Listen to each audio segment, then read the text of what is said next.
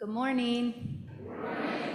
My name's Claire Schleicher. I use she, her pronouns, and I'm a member of the Board of Directors.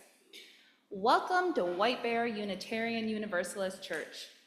We are a community of youth, adults and children of many diverse theologies, held together by covenant, not creed. Together we share the values of courage, reverence, and compassion. May you know deep welcoming and belonging here.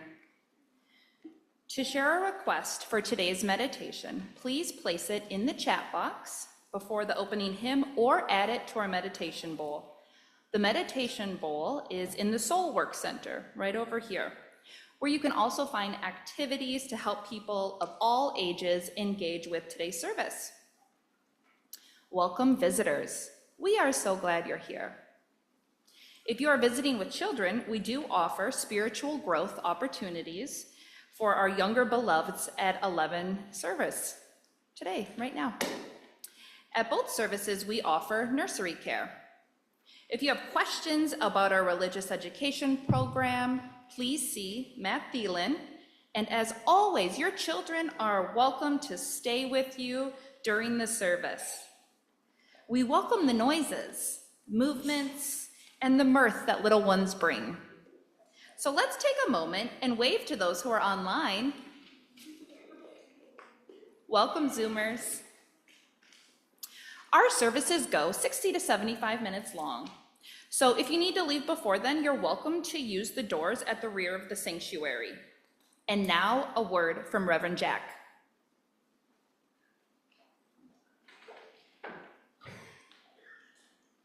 Today we will. Is that the kind of day it is? Today we will be welcoming into our pulpit guest speaker Jaylani Hussein. Jaylani is currently the executive director of CAIR Minnesota, the Minnesota chapter of the Council on American Islamic Relations. He leads the state's advocacy and civil rights for Muslims and marginalized communities, and he's a passionate leader that specializes in the areas of urban planning, community development, youth development, and legal and civil rights. Hussein has been active with various community organizations in Minnesota, including serving on the board of the American Relief Agency for the Horn of Africa and the advisory board for Anoka Ramsey Community College. His family emigrated from Somalia to Minnesota in 1993, and he is trilingual, English, Somali, and Arabic. He's joined today by Suleiman Adan, the Deputy Executive Director of CAIR Minnesota, where he manages the chapter's day-to-day operations and supports Jaylani. He also co-leads DEI training sessions, having trained over 100 organizations across industries statewide. He is also a writer and poet. We are very glad both of you are with us today.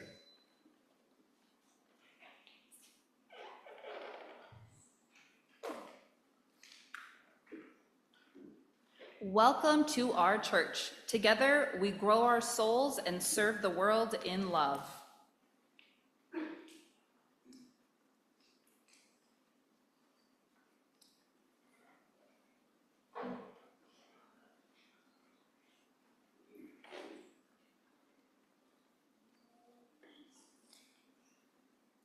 Love is little, love is low.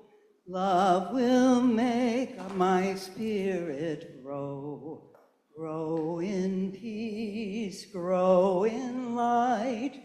Love will do the thing that's right. Love is little, love is low. Love will make our spirit grow. Grow in peace, grow in light. Love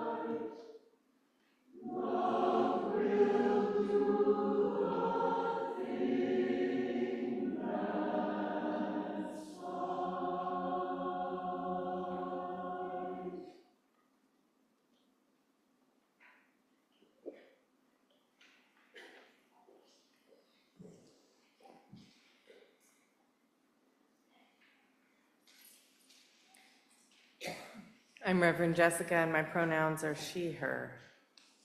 Let's take a breath together.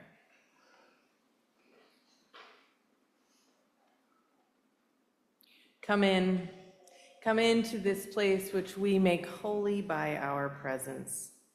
Come in with all your vulnerabilities and strengths, fears and anxieties, loves and hopes. For here you need not hide, nor pretend, nor be anything other than who you are and who you are called to be. Come into this place where we can touch and be touched, heal and be healed, forgive and be forgiven.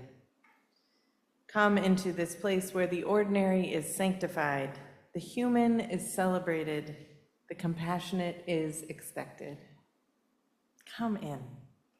Come into this place. Together we make it a holy place.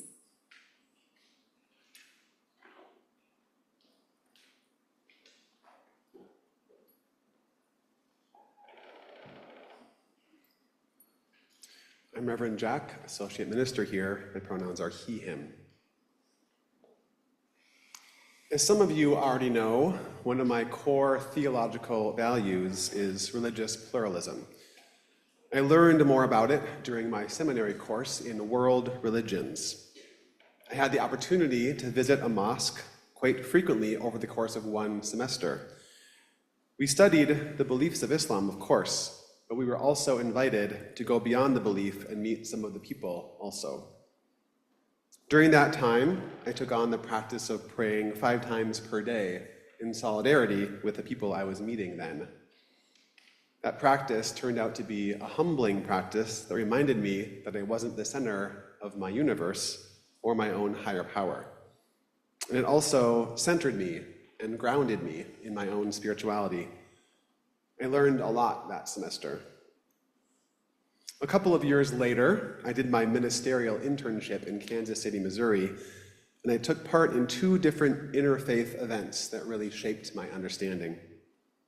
First, my internship supervisor and I staffed a table at an interfaith event at a large convention hall, where convention goers were invited to go table to table to learn about our various faiths, much like the committee fair out there before this service and after it as well. At this one, though, I cannot tell you how many times people were confused that our faith didn't have an exact set of beliefs or creed that we could hand out for their perusal. Their confusion was furthered when they learned that my supervisor was a well-known agnostic secular humanist that deeply valued religion and prayer. Many people would tell her that she couldn't be a person of faith if she didn't have a concrete set of beliefs or creed, and I got to enjoy watching her handle those questions and conversations quite deftly. Many people left that convention hall that day with a different understanding of religion as a system of meaning-making, not just a creed or set of beliefs. And I learned that our differences make us richer. Secondly, I joined my internship supervisor quarterly for an interfaith meeting that she was part of.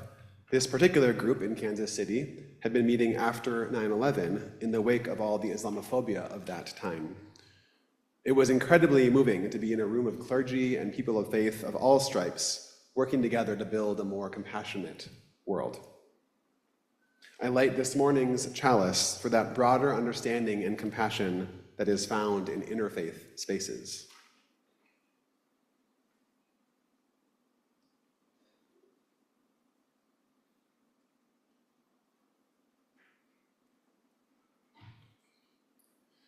Please join me in the opening words. Love is the spirit of this church, and service is its law. This is our great covenant, to dwell together in peace, to seek the truth in love, and to help one another.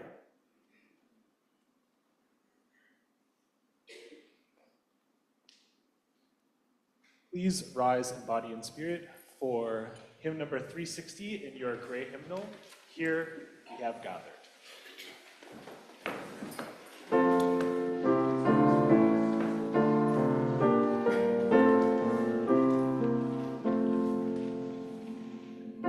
Here we have gathered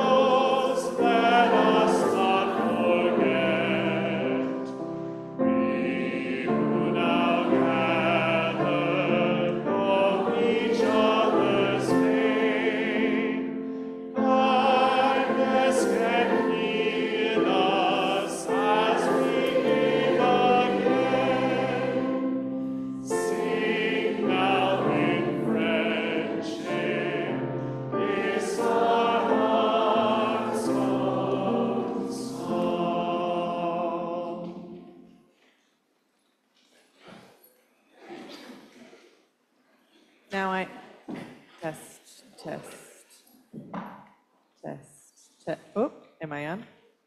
Maybe, yes, okay. Hi, I'd like to invite up our children and youth for our Time for All Ages. Come on down, or anybody else who just might feel like they want to come down and have a front row seat. Reverend Jack is assisting me on this endeavor, so you want to be front row just to see his puppetry antics is a good word. So the basis of this story is from Becky Ray McCain's book, Nobody Knew What to Do, a story about bullying. So I want to tell you a story today about being new and how sometimes it's fun and sometimes it isn't. How many of you have been new in a certain situation, like maybe a new school or a new church? Lots of people, right? It's hard, right? And what's the first thing you do when you're new that you want to do, ideally? I heard someone back there, make friends. That's right. That's right. That's why we try to wear our name tags and be extra welcoming for all the new people, right? So we can make friends here too. So once there was a second grader named Paul the polar bear. Paul was from White Bear Lake because, of course. But Paul had changed school districts and was now in a new district, maybe let's say Stillwater. Why not? So in September, Paul moved to Stillwater, learned about the large ice creams that are served there. I'm just riffing at this point for those who were here in the first service. You didn't get this part. And had a new teacher and a new class and a brand new desk.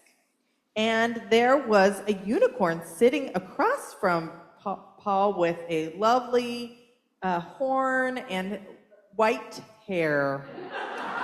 And that unicorn's name was Ryan. Everyone say hi to Ryan the unicorn. And Ryan told Paul a knock-knock joke, and Ryan was really funny. So that day was a good day. How many of you know a good knock-knock joke? You know a good knock-knock? Do you know a good knock? You could tell me after the service. I'd love to hear your knock-knock jokes. I love a good knock-knock joke. And so that first day was really good. On the second day, 3 kids came up to Paul, and Paul thought, oh, great, they want to make friends with me too. But that wasn't what happened. They came up and they started poking Paul and calling Paul names. Paul looked at his friend Ryan, and Ryan didn't want to hear what was going on. So what do you think Ryan did?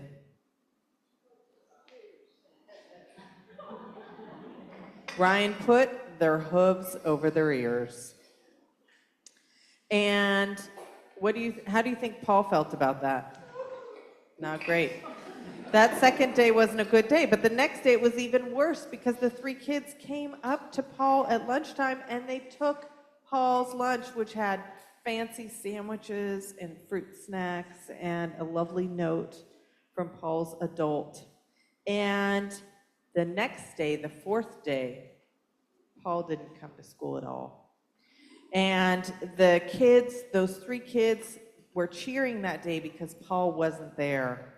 And Ryan heard them planning mean things they were going to do when Paul came back to school. But this time, Ryan didn't stick their hooves in their ears. What do you think Ryan did? And don't, for the choir. I know you know. What do you think that Ryan did? Okay, there's a response of responding, maybe some way of retaliation. Okay, that's a choice. What are other choices that Ryan could have done? If you overhear some students that sound like they're going to keep bullying a student, what should you do? Tell the teacher. Exactly. Oh, there we go. So Ryan told the teacher. And when Paul came back to school, there was recess, and the 3 kids came around, but then the teacher came around too. And Ryan said, come on and play with me, Paul. And that day was the best day of all because that day, Paul and Ryan became BFFs, otherwise known as best friends forever. And so, my hope for all of you this year and all of you is that when you hear something you'd rather not hear, that you don't stick your fingers in your ears. I hope that when you see or hear of someone or someones that need help, that this year you'll find a way to support those people who need us. Sound good? All right. I think they're applauding your fantastic puppetry skills. Let's sing our kids out to their spiritual growth circles. Hymn number, Go Lift It Up, 1057 in the teal hymnal.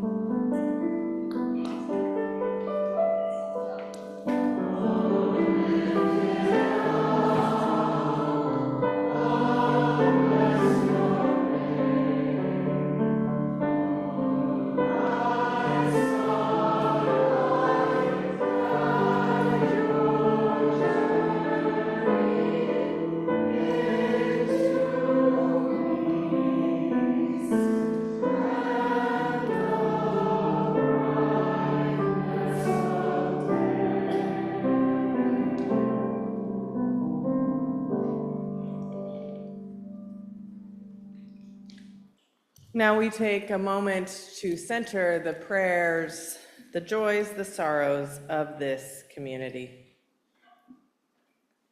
So I invite you to rest your feet on the ground. If you have something in your hands, set it down.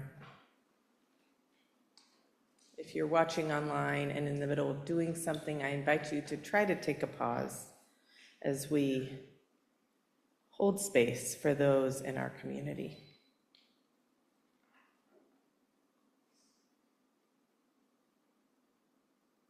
This morning, we lift into prayer WBUUC member Jay Lampert, who is recovering from a stroke. He is home and recovering. Prayers and love to Jay.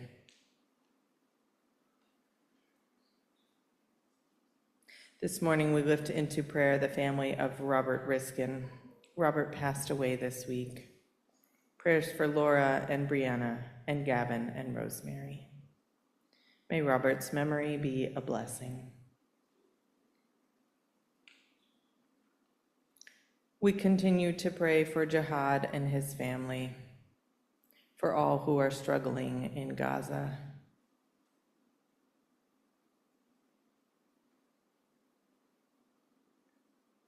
This morning, we lift into prayer Tina, who is celebrating and mourning their divorce, which was official on Tuesday, September 17th. We hold them in great care.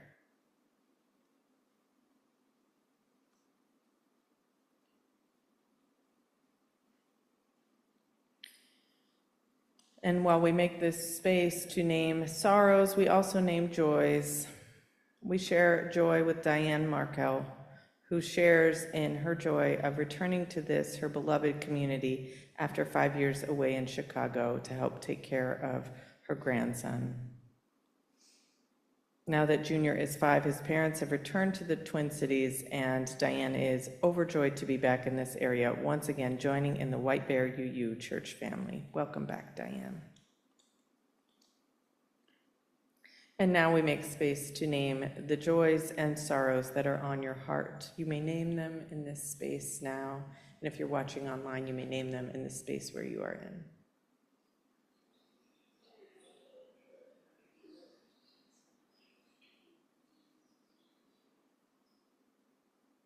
May these names uttered from our lips be held in great care and love. Holy One, one who goes by many names, Great Spirit that connects us all in this place, God, love. We pray to remember that we are connected this morning. For all the things that pull at us, that separate us, we pray to remember that we are connected and responsible for each other. That we choose each other, we choose this interdependent web, we choose this faith that says we are all held in care together. Help us to remember that when we are struggling. Help us to remember that when it is a struggle to make it through each day. For those that are weary this morning, we pray for rest, For those that came to this space with joy overflowing, we pray that they share it with another. We pray that we may continue to work for justice in the world so that all people may have access to not just the basic necessities of life, but to have meaningful lives, thriving lives, that they may practice their religions, that they may live in a world free of white supremacy, that all may be celebrated and seen as whole and worthy. May we continue to help bring that world into being bit by bit, though we may not see it in our lifetime. For all these things we pray. Amen.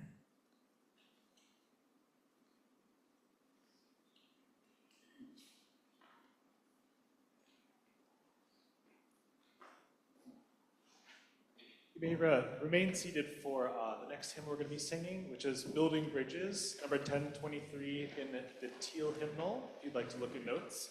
This is a round that we are going to learn together and then sing in 4 parts. I'll direct you on how to do that, but we're going to start by just singing through the entire tune twice. Building bridges between our divisions, I reach out to you, will you reach out to me? With all of our voices and all of our visions, friends, we could make such sweet harmony.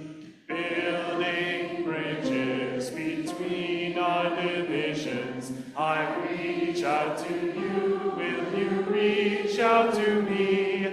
With all of our voices and all of our visions, friends, we could make such sweet harmony. All right, so now we're going to split into 4 groups. Let's have this be group 1. We'll have, this be group 2. We're going to split this one, so we'll have, I guess, this be 3 and this be 4. If you're cuspy, you can pick a side. Choir will be helping you, so sing boldly. Once again, you're going to sing through the whole pattern twice. So after your second time, you can stop, and I'll cue you when to enter. So group 1 is going to begin. 2, here we go. Building bridges between our divisions. Building bridges between our divisions. Building bridges between our divisions. Building bridges between our divisions. I reach out to you, will you reach out to me? With all of our voices and all of our visions, friends, we could make such sweet harmony. Building bridges between our divisions, I reach out to you, will you reach out to me? With all of our voices and all of our visions, friends, we could make such sweet harmony.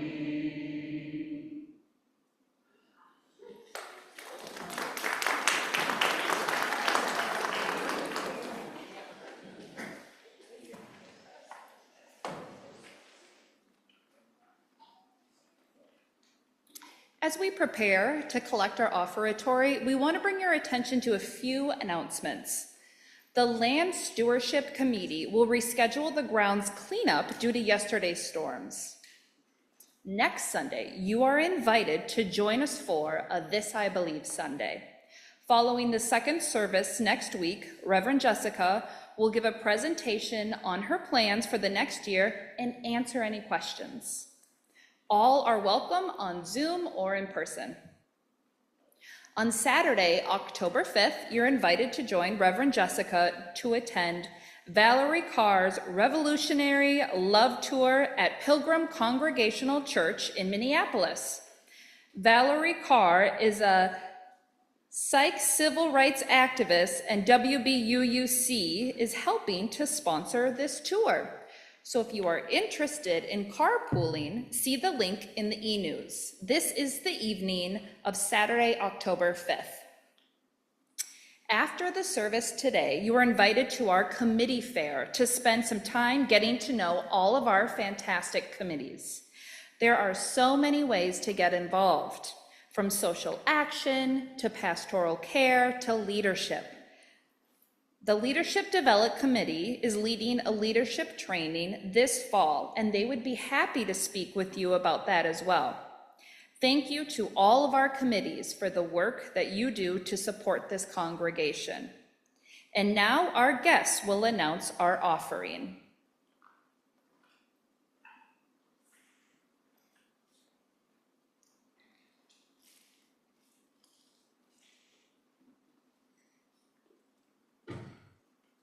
Good morning, folks. I know I look young. The good Lord has bestowed his blessings upon the youngness on the face and the chin, but not on the rest of my body. So I assure you that. My name is Suleiman. I'm the Deputy Director at CAIR, Minnesota. As I was driving in this morning, there's two things that came to my mind. The first was the distance. I live in Golden Valley. I was like, oh man, it's a 30-minute drive.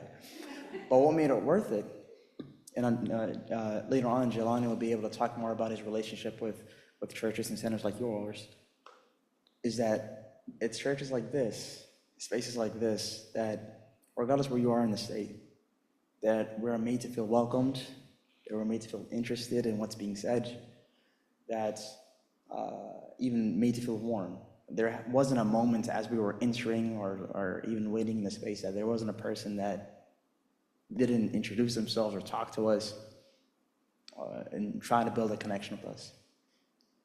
So thank you. I wish myself and Jaylani were coming for different reasons, and I wish it was a purely interfaith connection, or multi-faith connection rather.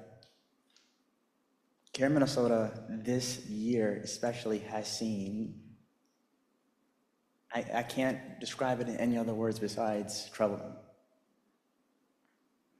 Jaylani will be able to talk about it a bit more, that over the last 3 years, and I think the number is close to 40 right now, mosque attacks in the state of Minnesota and leading in the nation in attacks on mosques. And we're going to communities like yours. Someone had mentioned, reached out to me earlier and said, like, hey, like, what's the relationship between CAIR and, you all being a Muslim organization with other faiths? I said, well, CAIR Minnesota may be run by Muslims, and that the bulk number of folks that receive the services of CAIR are Muslims, but we fight for the rights and protection of those rights of anybody. So the ask that I have for you today comes from a place in my faith. In my faith, it's not just a suggestion to give, but rather the word may seem, the connotation of the word may be hard, but kind of like a command. As I was growing up in the mosque, and now a teacher in the mosque, I always wondered what that word command meant. And it isn't how we traditionally understand it in schools, like you're commanded to go sit down, or you're commanded to do this. But if you have a love and a relationship that is strong with the divine, with the Creator, you would do what the Creator or the divine wants you to do. And it's through that love and that connection and that strength of that connection with the Creator that we look within ourselves and say, what is it that I'm able to give? And knowing that what I am giving is a promise from the divine, a promise from the Creator, that you will receive it back to you. I don't know what this is called. I was going to call it a playbill, but this is not a theater. In the schedule, I'll call it a schedule. There's a number that you can text. And once you text that number, in the actual message, you're able to put in the actual amount and then the word counsel. So if you were going to give $25, for example, in the body of that message, you would write 25 space counsel. And I'll pass that off back to the Reverend and to Jaylani. Thank you so much.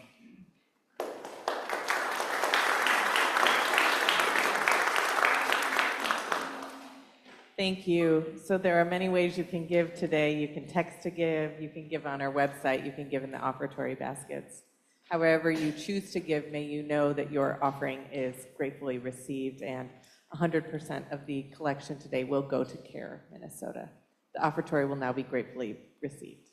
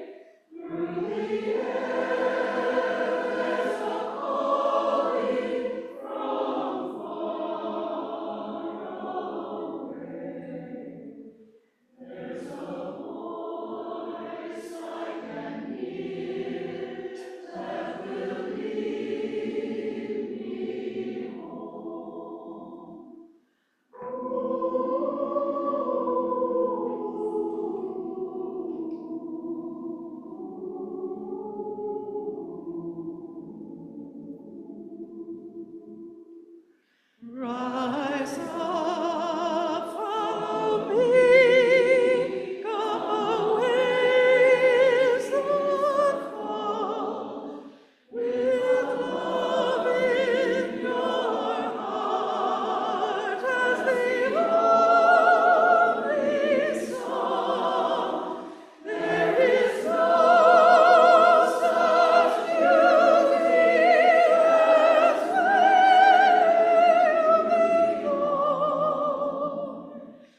rise up, follow me, I will lead you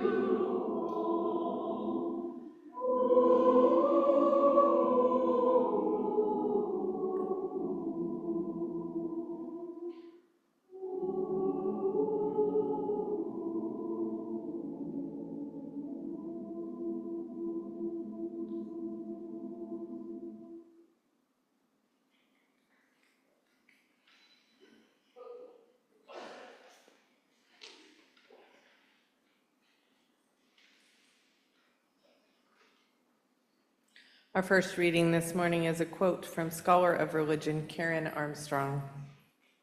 If we want to create a viable, peaceful world, we've got to integrate compassion into the gritty realities of 21st century life.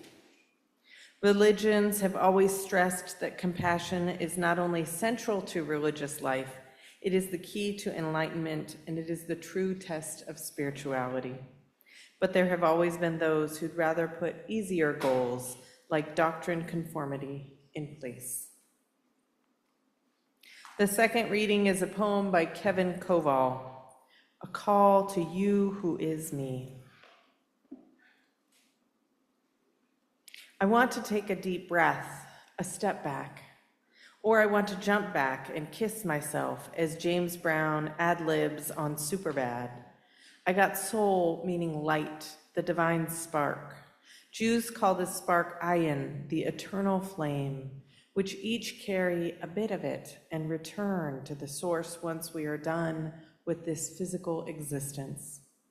Muslims think of it as breath, as ruah, the divine breath.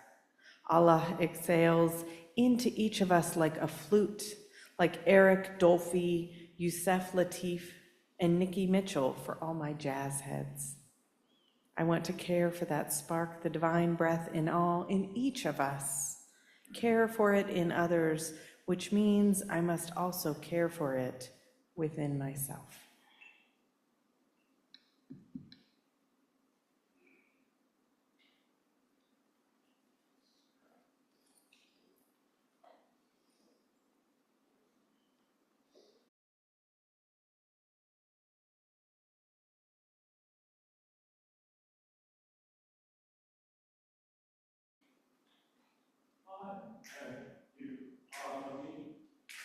That's what I said, I am you, on me. Don't you see, I am you, on me. That's what I said, I am you, on me. Don't you see, I am you, on me. That's what I said, I am you, on me. Don't you see, I am you, on me. And you're over there. That's what I said, something between us that's greater than air. Don't you see, I'm over you, and you're over there. That's what I said, something between us that's greater than air. Don't you see, I'm over you, and you're over there. That's what I said, something between us that's greater than air. Don't you see, I'm over you, and you're over there. That's what I said, something between us that's greater than air. Don't you see, I'm over you, and you're over there. There's something between us that's greater than air. It seems like I'm over you, and you're over there.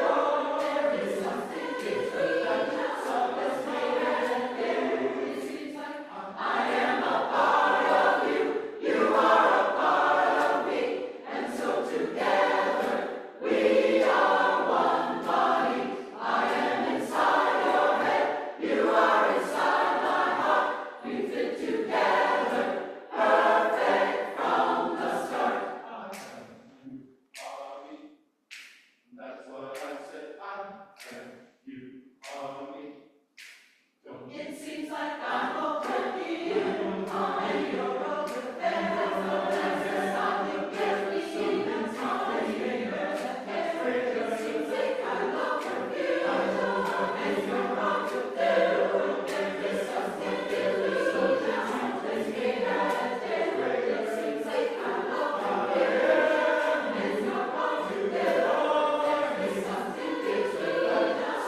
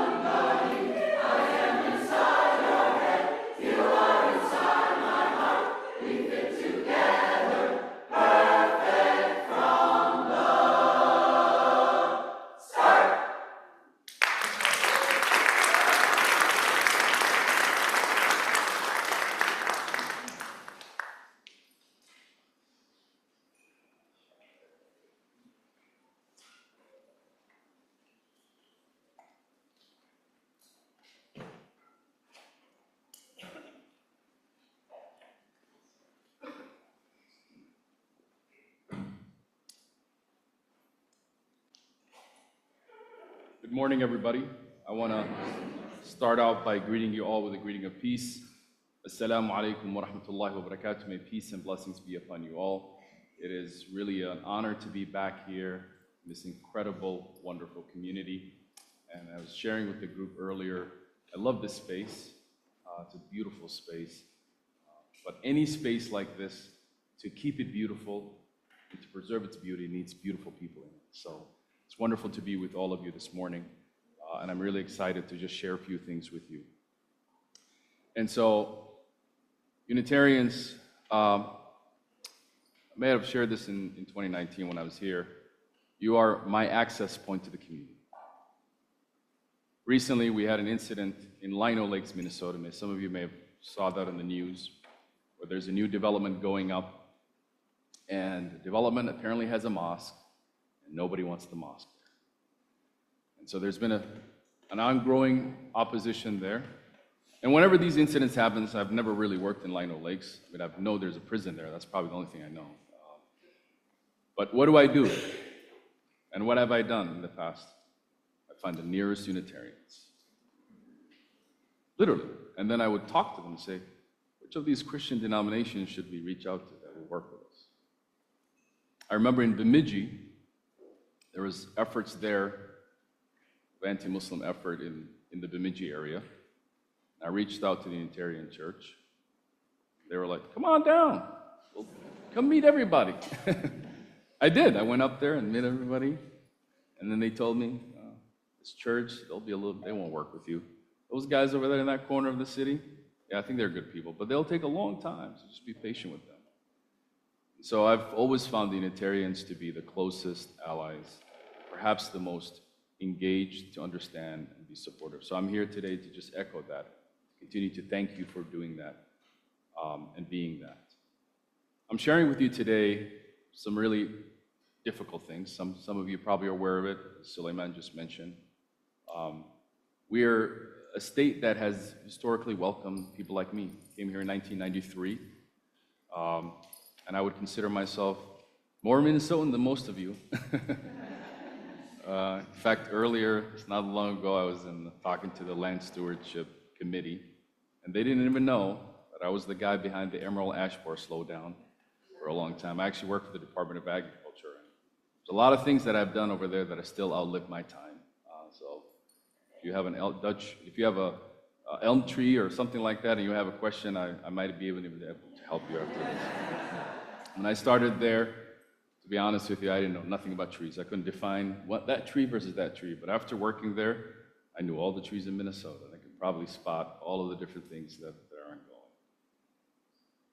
But Minnesota is a welcoming state, we know that. But in the past years, we have noticed a continuous escalation of the anti-Muslim effort here. And partially it's because of the success that we actually have. Minnesota is the first state to have the first ever Muslim to serve in Congress in the United States with Keith Ellison, now who's Attorney General. And he has been replaced by Congresswoman Omar. And so, give you an example. Congresswoman Omar receives emails of hate, followed with emails of desecrations of the holy text. And then it is followed by that same individual continuing to target a Somali police officer. Then it's followed by that same individual to go to one of the Somali malls and start a fire on the outside. It was not done. He continued on, and one day he came to the mosque inside that mall, where about 200 people were in it, with a large brown bag, inside of it, container with gas, walked directly, brazenly into the mosque, went into the bathroom, and started a fire. Thankfully, that bathroom tile did not let it burn, nor the walls were made of metal did not. Most of that gas went straight to the gutter, but thankfully we avoided a major tragedy. Because at that moment, that place could have been engulfed with hundreds of shops and hundreds of people inside. The next day, we had a meeting, urgent meeting, at a mosque literally 6 blocks away. And I was there in the meeting talking to the imams and other leaders and planning for our response to what happened the day before. Until a young man walked into our office and said, the mosque is on fire. And I just literally, no, you mean yesterday we had a mosque on fire? I said, no, this mosque is on fire. I said, no, there was an incident yesterday that happened. And he's like, no, this mosque is on fire and we need to get out. And literally got up, started running to the area where the fire would be. And I saw myself, the second floor of the mosque, completely engulfed with smoke and fire. And the imam of the mosque at the time had hip surgery, so he was hobbling. And I yelled to him, is there other people here? And that's when he told me there was an actual daycare in the mosque on the bottom floor of that same building that was on fire of the mosque. I ran down to begin to and I knocked on the door of the daycare. They finally opened, and I told them there's a fire, we got to get everybody out. Eventually, we got about 50 children out, some babies that had to be held. And we were in the parking lot waiting outside as the fire department was coming, and actually, thank God, that young man was so smart at that time, because sometimes when crisis happens, we kind of lose our wits. And he called 911 and then walked to the fire department, which is literally across the mosque, knocked on their door and said, we have a fire. And their quick actions actually helped save that building. We were standing outside watching the flames being put out, and we began to think about the situation. And at that moment, all the children were just standing in a grassy area, and one of their parents came to pick up one of these kids. So actually parked in the parking lot where still the fire truck is, and we're not allowed to go back into the building yet. And then the mother, out of the car, told her daughter or child to come into the van. And then as this child starts to walk to her mom, halfway through, all the kids, all I remember is just waking up and seeing all these kids yelling at this child, don't go, the building is on fire. I think that is really when it hit me. Sometimes as adults trying to manage a situation, didn't understand the actual impact of that incident.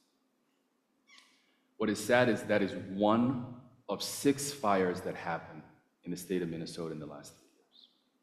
In East Grand Forks, a woman drove an hour and a half away, rented a hotel right across the mosque of East Grand Forks, and walked in the morning wearing something that looked like a Muslim clothing and started a fire in the mosque as worshipers were inside of it. The fire department actually told me, said that if that fire actually touched the roof, that building that the mosque was using as a mosque was actually a former bowling alley. He said that grease on the top of that popcorn ceiling would have engulfed. So thankfully, as she was starting this fire, someone got out of the bathroom, and literally as she's starting, you can see the camera, somebody walking up. And that's how that fire was averted. After that incident with the kids, we had 2 other fires, one in St. Paul and another one. And the one in St. Paul, their building was empty and nobody was inside of it. So the entire worship area was completely engulfed. Over $1 million in loss. What was sad is that at that moment, we didn't see the reaction that we usually see from people. People would be worried, concerned about the fact of what's happening to the Muslim community. But the reality is that we didn't see that many people come. In fact, the governor of the state of Minnesota refused to even attend any of those. I remember the next day after that incident, we were shocked and trying to respond to it. The mayor came on that Friday. In fact, that Friday service, I gave the Friday sermon at the mosque, but the governor never showed up, neither that incident or any of the other incidents. But it wasn't just the governor. We didn't see the other people that we usually see. We didn't hear from the other people that we usually hear from. And that wasn't the only incident. We've had these many incidents. Now I think we're about 36, counting one that just happened about a week ago in another mosque that was vandalized, that's yet to open in the city of St. Anthony. Coming back to Lino Lakes is interesting because you have to understand hate is one of those things that historically, if you look at it, it's always taking the silent people taking advantage of silence. If you remember, there's the old version of the KKK. They used to do the hanging and lynching. There's always a modern version of the KKK. In fact, the 1930s KKK is much different than the late 1800s. 1930s KKK actually had like parades and candidates for whatever. And in those institutions, they recognized those vulnerabilities. They recognized that they could use the language that even labor was talking about losing jobs. And we're seeing that language still being used today about otherizing others and creating that sense of fear. Minnesota is a very welcoming place, but we are under a spotlight of attention from across the entire country. social media and other places are putting pressure on people and our neighbors to respond to the fact of what the Muslim community is doing. There's no other state that has had 9 incidents of mosques being attacked. I know that because our national network of CAIR chapters records these incidents. There's no other state that has had 4 in a year, or 5 in a year that we know. We've had 9, 10, 8 in the past 3 years, and still counting. There is something going on. And so today, my hope for all of you is this is probably the safest places that I can count. Unitarian community has always been available. Your doors have always been open to us. You've always spoken the loudest. In fact, in Lino Lake, some of the loudest speakers, guess who they are? Unitarians. It's not that hard to figure. And so what I'm here today to tell you is we, in this moment, cannot lose ourselves.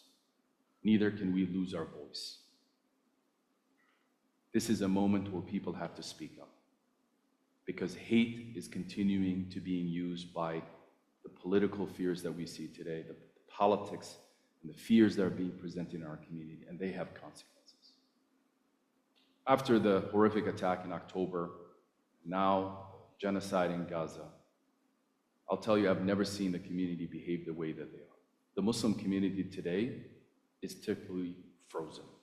People in crisis, usually they fight or flight or freeze. Most Muslims are frozen today. And I'm hearing from conversations of spaces that I've never heard of before. People in corporate America were afraid to say, should we give money to Palestine as well as Israel? Because the company sent out an email saying, we're matching donations for Israel without mentioning anything about Palestine.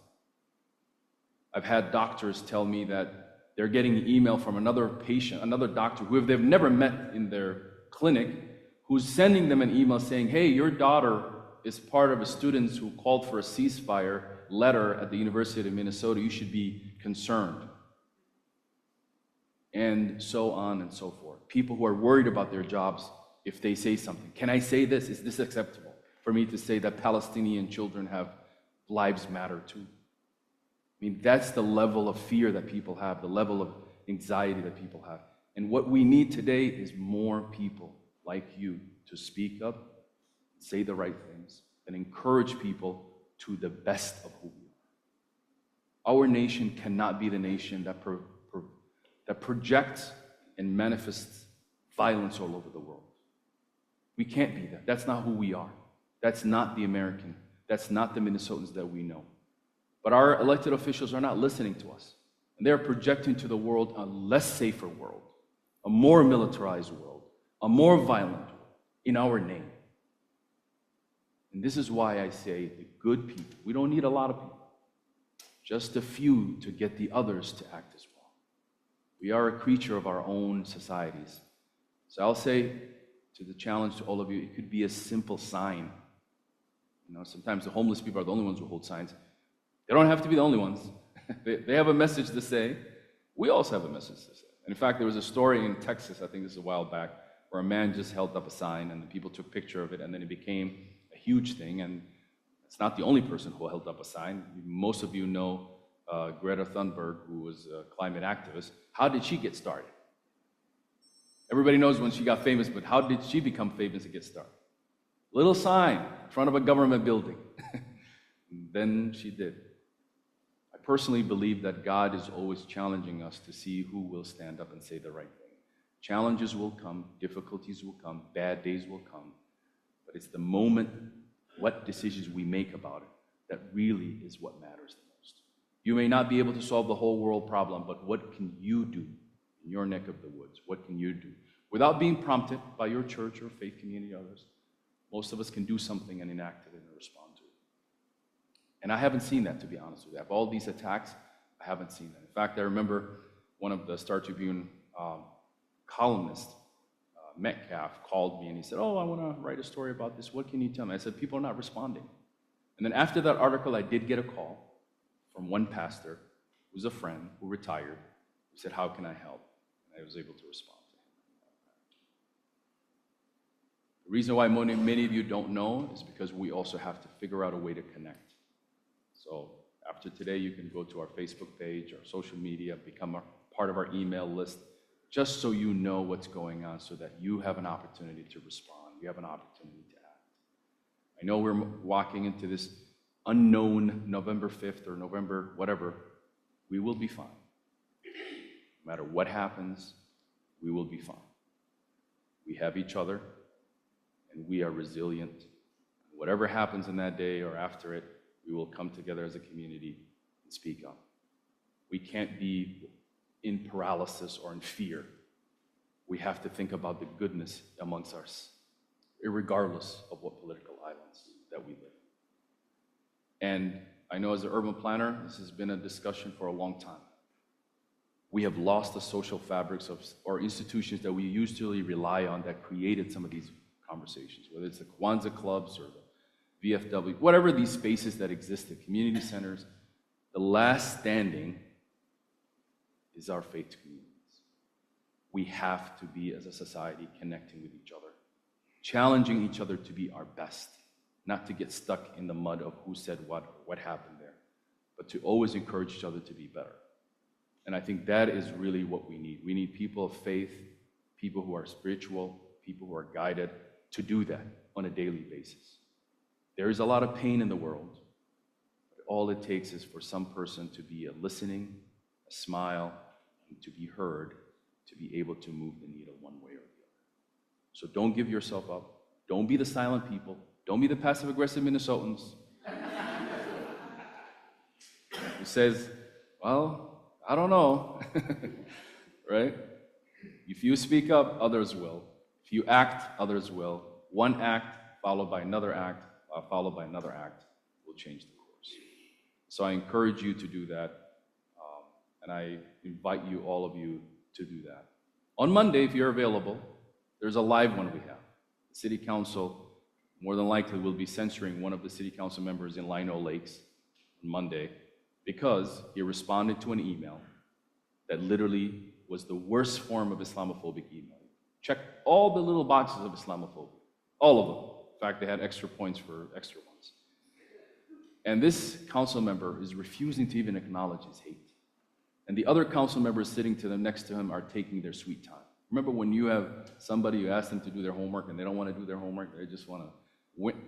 These council members have never reacted in the way that they should react.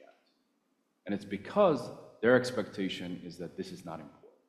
I know for sure that in that email, if anything changed, and it was not Muslims, and it was any other minority group, that council member would have resigned without anybody asking him. And the entire city council would have been on an apologetic tour. Because Muslims are seen as an easy scapegoat for everything, and no one is coming to their aid, they're willing to do whatever it takes. However, people stand up, speak up, do what is necessary to be done. We can have that impact.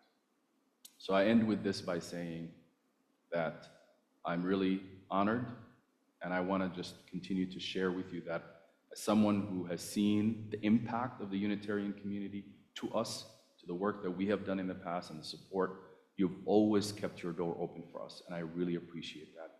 So if anything happens in your community that you need us or in any way, we want to return the favor as well to you, that our door is also open to you to be supportive to you.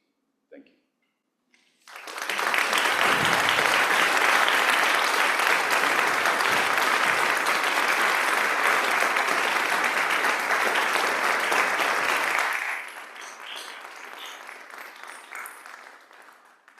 Please rise and bow to your spirit for hymn number 318 in your gray hymnal. We would be one.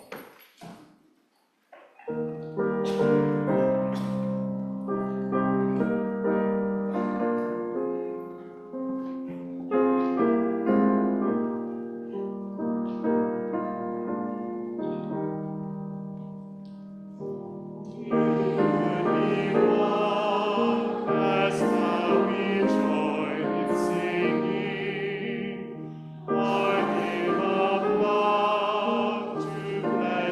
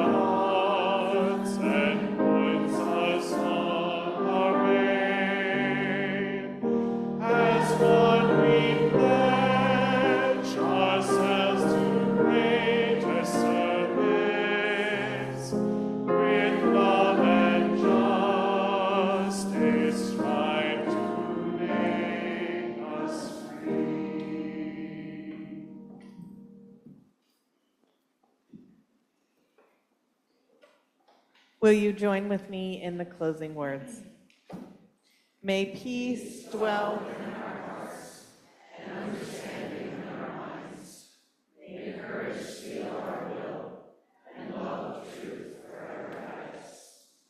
Please join us for our committee fair, and Suleiman and Jaylani will be also out in the atrium to answer questions and get to know you as well. Please say hi to your neighbors and invite them to join you for some coffee.